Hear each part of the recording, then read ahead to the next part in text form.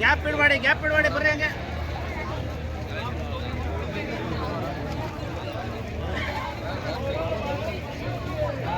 ಬರ್ರಿ